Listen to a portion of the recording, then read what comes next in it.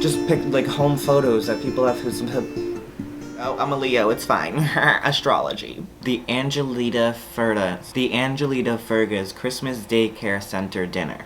What does that mean? What is that place? That benefited the underprivileged children of the Angelita Fergas. Ooh, cut it out, cut it off, turn it out. Okay, we did. Hi there, everybody, and welcome to another wild and wacky, wonderful episode of Murder's a Drag with me, Aura Van Dank. Says it right there. You might realize that I have not been showing my entire backdrop this entire time. And you know what? I've added fairy lights, because fairy lights make everything better. I'm just kidding, that's all I've added. But my glowing, shining, winning personality is what you're really all here for, and I already know that. So, let's get down to business and defeat those Huns, baby. So today, I'm filming on my birthday, and I'm a Leo, so I had to mention that at some point in this podcast. So obviously, good vibes this week. It's been good vibes this week. I know we're amidst a pandemic. I know that that's shitty, and we have shitty politicians, and I don't know about you, but these ads are getting on my nerves. And I know it's an election year, and, like, I've been alive for a couple of them now, so I can understand why. But I just, every time, no matter who it is on my TV, I'm like, please, I'm just trying to watch cartoons. So, major shoutouts this week to, well, I'm not going to give you a major shoutout. You get like an honorable mention shoutout, Jeff, because you tagged me in this article on Facebook, and that's how I found it. The major shoutout, and Jeff will understand, goes to J.D. Doyle, who has been doing an absolutely fantastic job of preserving queer history for a long time now. And of all the research I've done, of all 23 episodes, I haven't seen so many things in one archive, so many show flyers, newspaper clippings, home photos that people have submitted to him, or that he's found in records. It's insane, and his Facebook is great. He posts random gay images every day, be it any of those things that I just named. I just need to give J.D. Doyle all the credit, all the shout-outs. Every single picture that I'm using in this video, besides the thumbnail obviously, has come from one of his archives, and the URLs for that will be linked below, and I absolutely recommend that you all go check out those archives because they're fantastic. And if you don't feel like clicking on links, those are the J.D. Doyle archives, obviously, including the Houston LGBThistory.org archive, the Texas Obituaryproject.org archive, and that's where I got all of the pictures for this episode from. But he has more websites, more archives, and it is absolutely stunning what he's done. He's done great work. All of the claps to you, JD. Thank you so much. I can't tell you how excited it has made me to find this resource.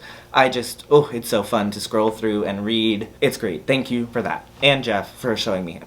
So every so often, I stumble upon a case that I've got to throw off my plans for the week. If I've started writing, it doesn't matter. Like, this case just consumes my mind. I can't think about anything else but researching this case and writing about it. This happened to be one of those weeks. And I know a lot of you just recently started watching this show. I don't know if you've caught up. Very bingeable content, you should do so. But my first ever episode was about a drag queen in New York, a famous drag queen, who had a mummy in her closet for like 20-some years, almost 30 years, before anybody found it. You know, the roots of this podcast come from mummies, and for me to find another queer history moment that involves a mummification death is baffling to me. It's so wild. And this case is just so wild.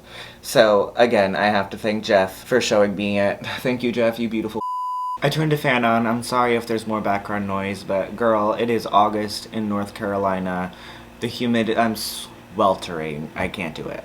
So, I apologize. So let's establish a setting here. We're in the 60s in Texas. It's Texas in the 60s. Not great for gay people, but nonetheless, there's a lot of gay people there because there's a big population in Texas, and where there's a lot of people, there's a lot of gay people, because that's how it works. Biology. Remember when I said it was the 60s? I lied to you. It was the 70s. There were tight pants. There was leather. There was cigarettes. There was not acid anymore because they made that illegal in 1966, but boy did they find other drugs to do. They had it all. The LGBT community in the city of Houston is fairly large as far as LGBT communities in the 70s go, and it's growing at a pretty consistent pace, so it's gonna get big. They can tell. So gays all around rural Texas and other areas flocked to their nearest city, and for a lot of them, that city was Houston. And located in Houston was this magical address 1732 Westheimer Road. That was like 8 different gay bars from the span from 1974 to 1990. So it was one of the longest lasting gay bars in the Houston LGBT history, even though it went by 3 different names. However, it always remained in the same circle, and for its entire lifespan remained a gay, leather, kink bar. My cup of tea.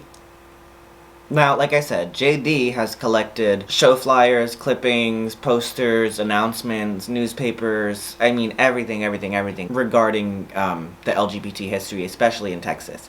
So, I was able to find a lot of pictures and a lot of information on all of these bars that existed at this same address. And I found it really interesting that Houston in the 80s had a huge market and scene for gender drag, and they even had a group of drag performers called the Gender, which I thought was great. I mean, look at this picture.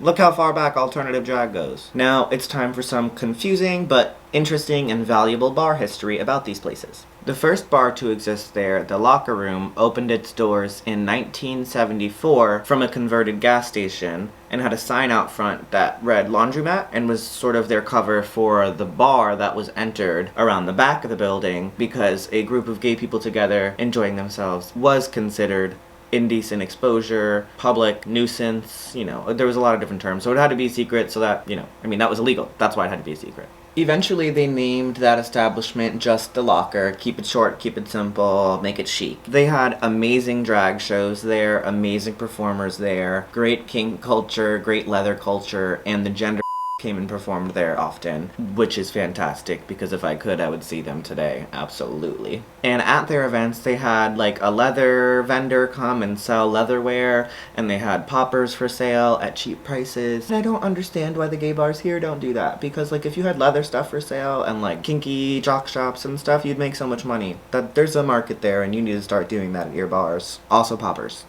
That's important. And lots of Crisco. Again, if you didn't follow the show from the very beginning when it was just a podcast, I learned in my second episode of this journey that I've been on that Crisco was lube for gay men back in those times, which just sounds like infections to me, and I can't imagine that those things are supposed to go inside. External use only, folks. Go get some Astroglide. Actually, Astroglide sex. Get that platinum stuff. Moral of that story is, please don't put Crisco up, you booty hole. That's not where it's supposed to go.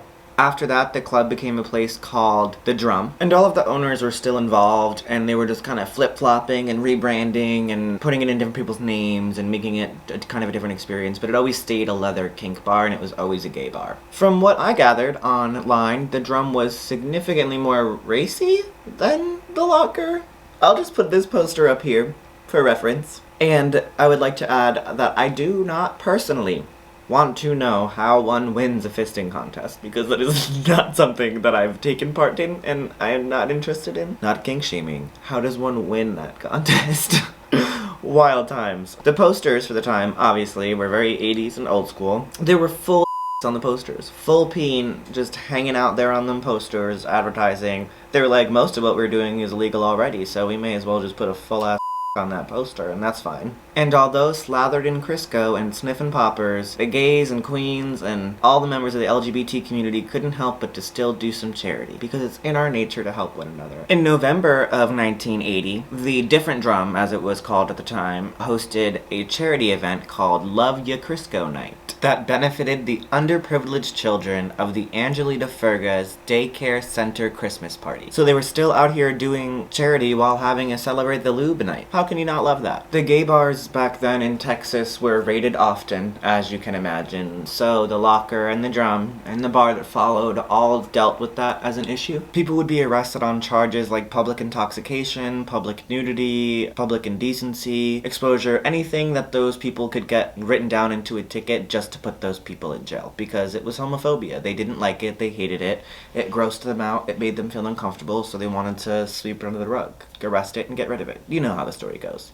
And if you don't, I have an episode about Stonewall. A raid on the Drum in 1982 didn't go exactly as planned for the officers posing the raid, because they were idiots. They tried to claim that they made the arrest that they had that night because they heard somebody unzip their pants in a bar, a very crowded, very loud bar, music blaring from 14 feet away. That's when the arrest started, that's when the raid started, lights went up, everybody on the ground. I don't know how raids work, but they made them do the whole cat and caboodle, all because they thought they heard somebody unzip their pants from 14 feet away in a crowded bar? No, you did not. I turned the fan off for 2 seconds, got hell hot again. That's great. When the charges were eventually dropped on that, because it was absolutely ridiculous, the gay newspaper, or maybe it was a gay column in a newspaper, I'm not entirely sure, tore the police apart because that, I mean, come on. That is, wow, that's dumb. Big dumb. A year later, they actually used that raid and had a 1-year anniversary of the raid and used the raid as a promotion. Genius. Glorious. To be honest, the drum, when that bar was the drum, it reminds me of the salty spittoon from SpongeBob. Once again, the owners flip-flop and change, and Ted Lenz comes on the scene and buys up the bar, or starts renting it. That doesn't really matter. And again, it's a leather bar, and he names it Shoots, after like parachutes and paratroopers, I guess. And it's got basically the same theme, the same kind of events. The all-leather, daddy, kinky stuff is still going on. That bar officially opened as Shoots on January 30th, 1986. They have a great, successful opening. The bar is packed. People are very happy to have their kink bar back. A year in June, Pride Month nonetheless, Shoots is raided, and they begin to have to deal with all of that bullshit as well, which starts to just put a strain on it, and not a huge strain. It's something that all of the bars dealt with at that time, and one of the bars in the area, Mary's, was actually the most targeted. So for Shoots and the other bars to be raided was a little more rare, but it was still a problem for everybody nonetheless. Shoots is doing a great job. They're really crowded all the time. They have a successful leather company coming on their crowded nights to sell leather gear to the patrons in the crowd. So they're really doing great business, and it's been a great year for Ted and his friends. They had lubed up Crisco-covered wrestling contests. They had fetish nights. They had lots of strip contests. Ted had a creepy mustache the whole time. They even packed out their bar for their 4th anniversary on the 4th year of them opening, and it was packed. Everybody looked like they were having a great time. Pre-pandemic world. So that celebration is in February of 1990, and only 4 months later, shit completely hits the fan in June. Ted, obviously into some kinky stuff, starts to hear about this new sexual fad within the kink community called mummification. It's exactly what you think it is. It's basically a kink where you wrap your partner up in something, basically sensory deprivation.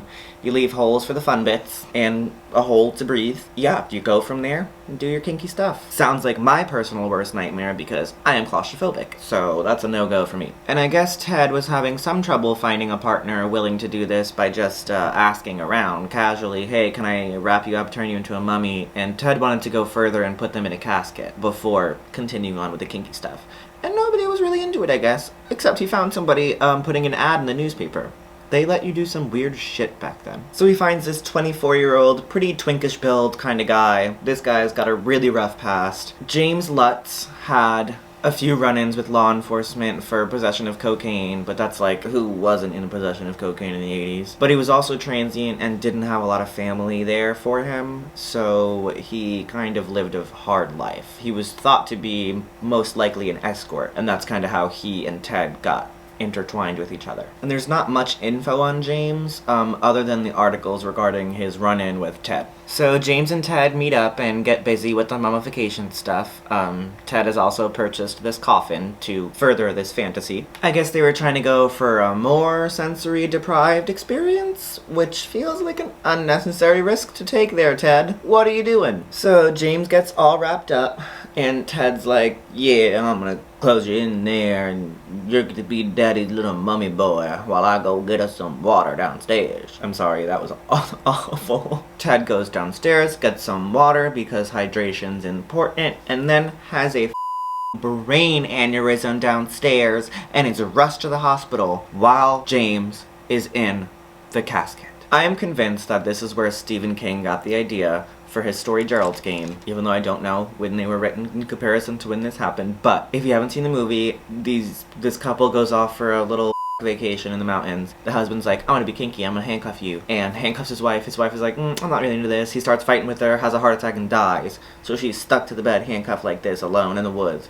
You know, nobody come around. It's crazy. But this is what happened to poor James. Ted's rushed to the hospital. He has brain surgery because he's got a brain tumor, has absolutely no recollection of what he was doing before he had the aneurysm, so he doesn't remember that he has a sex partner, in a coffin wrapped in like plastic wrap and stuff upstairs, doesn't even remember that there was a coffin upstairs, and James suffocates in there. A truly awful, awful way to die. I mean, Jesus. A week later, a neighbor goes over to Ted's to borrow something and smells a very strong smell of decay. So he goes and follows his nose for the fruity taste that shows and finds a casket with a week-old dead body that was sweltering in the Texas heat. Toucan Sam lied to us. Neighbor guy immediately runs out of the house, calls the cops, is like, wow, just found a dead body in a casket in this guy's house who's been in the hospital for like a week. You guys need to do something about it. Police gathered a bunch of evidence, including tons of tapes with names on them, all this like leather gear and bondage stuff. They think they've caught this serial killer. They end up definitely watching some crazy gay kink porn, and I don't think that they watched all of those tapes. After one of them, they probably said, you know what, we have enough evidence here. These are not snuff films, and indeed is just gay porn.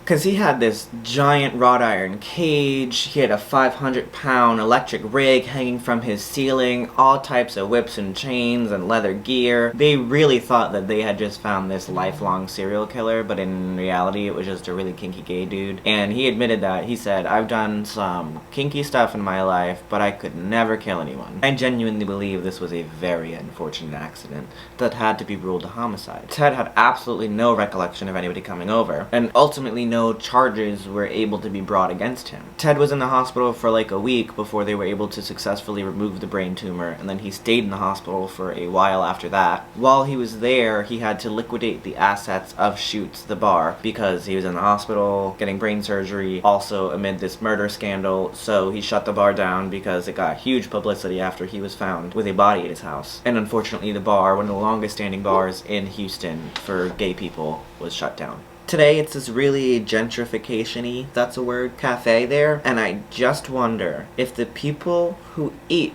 at this cafe know that there was a fisting contest in the same building. And like I said, police did think that they had just found a serial killer, not only because he had all of these things, but there were also 2 other really brutal murders at the time, and they thought that this person would be responsible for the other 2 murders because of how brutal they all were. This one turned out to be a crazy Gerald's Game-esque accident. Now, after this, there were some absolutely wild news articles talking about the mummification fad itself, because of how crazy it is to think of doing. The newspaper article about the mummification stuff might be my favorite article ever though, because the way that this man just describes his experience at this mummification party. He's like, yeah, there were 3 piles on the table. There's a pile of coke, a pile of meth, and a pile of weed. And people were just going ham, going crazy, having sex with each other, until finally we wrapped this guy up and stuck an electric prod up his butt, turned it on, and it went from there. Which sounds like a lot of pain to me, to be honest. They said they electrocuted this guy's prostate for like an hour, and all of that was in the newspaper. A newspaper. With pictures. Blurred out, but pictures were there too. It was one of the most wild things I've ever read. And I want to know the reporter that went there and was like, I'm gonna go to this Brotherhood of Pain party and take pictures of them mummy a dude. What is mummy? I mean, yeah, that's what happened. That's this week's story about how James Lutz was accidentally murdered and Ted Lenz was the person who accidentally murdered him. And also about the gay bar in 1738 Westheimer? No, that's Fetty Wap. 1732 Westheimer Road. A little bit of history about it. You guys know what it's time for. Flawless transition of me into a costume, which is definitely what I'm wearing under this t-shirt right now, okay? BRB. I love that I say that and then don't go anywhere.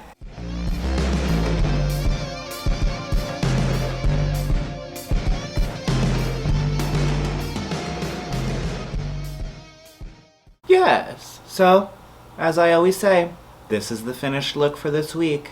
Podcasters, that makes no sense to you. YouTubers, it does, because I'm here. It's a look. Podcasters, go on Instagram. Go look at these looks I'm serving you. Look at this beautiful wig. This new costume. Not to mention... Huh? How about it? Well, this was a fun story this week, huh? Good times. I don't have my chair anymore because I wanted a better angle of me up against the wall. It's me, Aura Van Dank. You're watching Disney Channel, and I'll see you next week. Mwah.